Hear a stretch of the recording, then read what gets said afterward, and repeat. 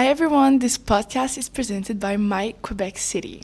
We want to thank them for making the realization of this podcast possible. It is a podcast series made by English students, so if you like good podcasts, you should go listen to them.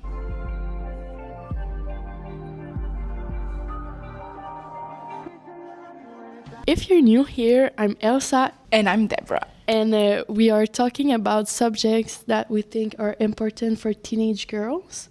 And we want to share our experience with you guys. Are you scared to lose your friends after high school? Because we were.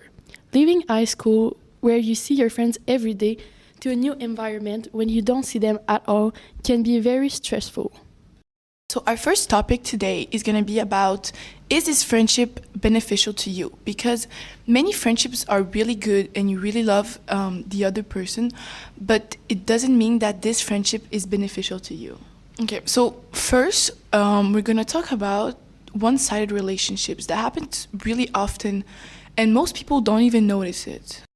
Yes, so one-sided relationship, we can understand it by the name, but it's when the other person does nothing for you, doesn't care about you, and you do everything for them. You would take a bullet for them, but they wouldn't. It may be not that extreme, but in general, when you try to hang out with them and they're never available, they don't make the effort to see you. And when you talk with them, it's only about themselves. It's just me. And you try to talk about something that you're going through or something that you care about, and they don't really care, or they turn the situation around to talk about themselves again. Yes, like if I say my cat is dead. And then she's going to say like, oh, my grandma died like 3 years ago. Like that is sad, really, but that is not the point. Yeah. So this type of friendship isn't really beneficial to you because you don't feel listened. You're not important to the other person. Actually, maybe you are, but this person is so focused on themselves they cannot see you. So it is not a good friendship. I think that this friendship is not worth losing your time with this person because you will find so much better friends later in your life that will care about you. Deborah, I have a question for you. In high school, did you have a one-sided relationship? Yes, I did, but actually it used to be a really good friendship, like really healthy. We were super close in our last year of high school. But towards the end, I started noticing that I was the only one putting effort because we didn't go to the same high school. So I was the only one actually trying to make an effort to see this friend. And I would like change my schedule to be able to see them and really, put all my efforts towards it. But they always had excuses not to see me. They were valid, the excuses, but they didn't try to fit me in their schedule. And when we actually did see each other, they just talk about their problems and all their lives, but nothing about our friendship or me or anything else. So it was really, really one-sided. Okay, and do you still talk with this person? I still talk a little bit. We're not as close as we were, obviously. I took my distance because I didn't think it was worth my time because I did really love that person, but when someone doesn't care about you, it's really hard to keep going. And in my heart, I knew it wasn't right for me to keep that relationship. And did you had a discussion about it or not really? I didn't really. Well, I talked sometimes about like, can you try a little bit? But I never had the actual talk about like, you're not a good friend to me, But maybe I should have because some people may understand, but some people don't. And since I hinted a bunch of times, like, you're not giving enough time, like you should get the hint at some point. Like I'm trying here, Okay, so other than one-sided relationship, we can also find in high school toxic friendships. Toxic friendships can be really weird because it's a really broad subject because it can be many things at the same time because sometimes you don't even notice you're in a toxic friendship. Yeah. Because the person is so good at doing it that you don't even realize what is happening.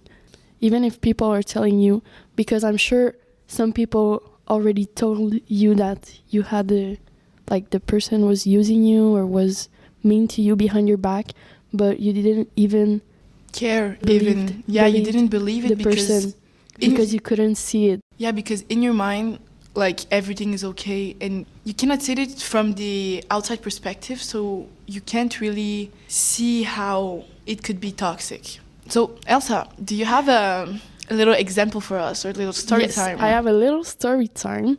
So I was in primary school, and I had this one friend. She was perfect. Perfect. She invited me to her house. We hung out on the weekend, and like we had really good time together.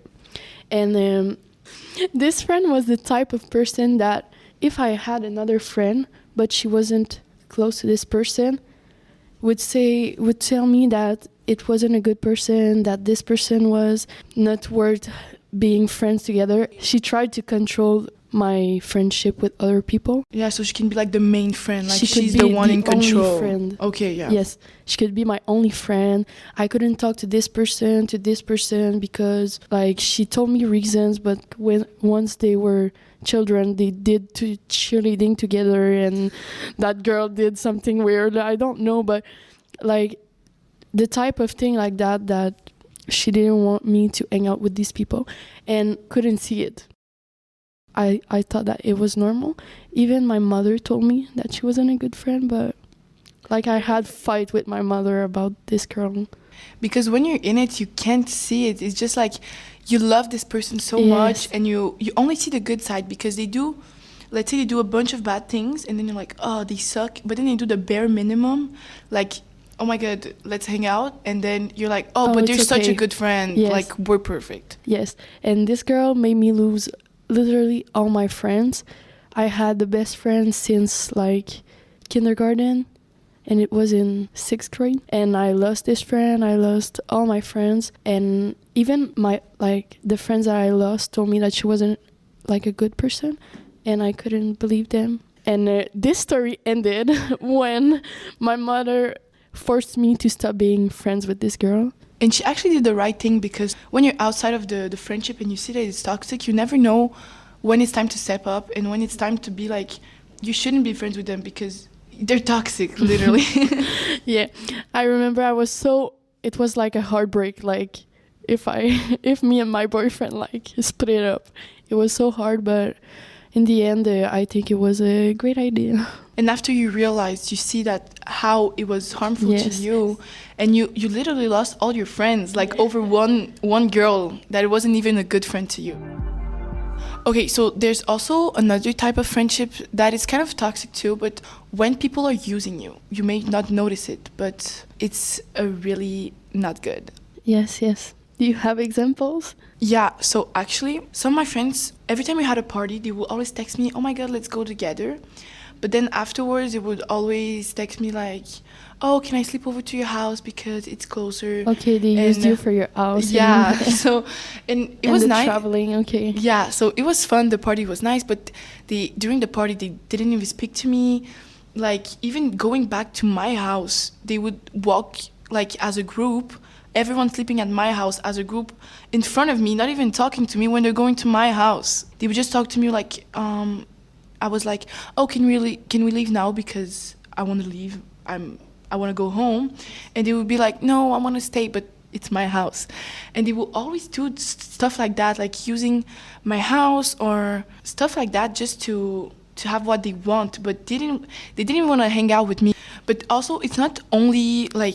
Yeah, when someone is always asking you for the homework, that's really someone that's using you. They only text you like, how are you doing? And then the next message is like, could you send me the math homework, please? Yeah, page 54. Like, like they only talk to you in that specific class. They don't even talk to you during breaks. And then they only ask for the homework. They don't care about you. They're just trying to get the homework. They're lazy. I would be shy to ask the homework to someone that I'm not really close with. Well, people using you, sometimes just like toxic friendships and one-sided relationships, sometimes you don't even notice it, that they're using you.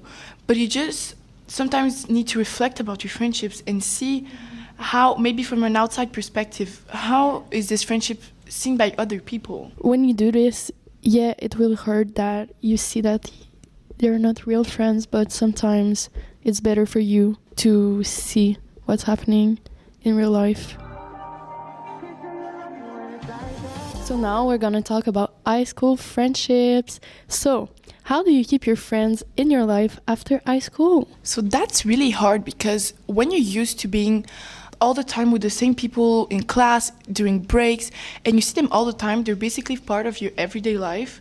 But when you go to CEGEP, even if you go to the same CEGEP, you don't see them every day, you don't have the same breaks, you don't have the same schedule. It's really hard to keep up with that.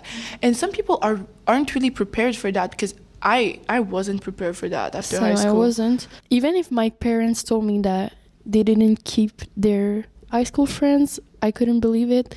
And now I can see that it's really not the same thing. Some people in my high school, it seems like I was forced to be friends with them. Yeah, because you hang out with them all the time. I made friends in secondary 1, so we didn't have the same interests as now. So if I met them today, I don't know if I would be friends with them. So we're gonna talk about some little tips to keep your friends after high school because, well, personally, I think Elsa would agree too. At our first semester in CEGEP, we had a really hard time keeping up with our friendships because we didn't know how to do that outside of high school. Nobody tells you how to do it and how to keep your friends. So we have a little... We're here for it. So first thing, taking the time for them. But just trying to take time. Obviously, everyone has a lot of homework. Everyone has a lot of things to get done. Even doing your homework with that person. Yeah, you can go hang out at a coffee shop and do your homework and in between talk a little bit just to be able to catch up. We also think we should try to be present for each other. So just, a little text like how you doing, and if something is going on in their lives, just... It doesn't have to be like a big conversation. Yeah, just like how you doing. Taking the time to be there for them, literally. And showing a little interest in them. It's sure that it's not gonna be like the same thing as in high school, but it can even be better after. To finish, our last tip would be don't stress about your friendship after high schools.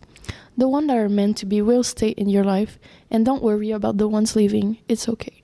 It's normal to feel like your whole world is changing, but it's evolving. You will find new friends who will probably be a better fit. So we hope you enjoyed our take on friendship. Don't forget to listen to our next episode presented by Québec City. See you next week. Bye!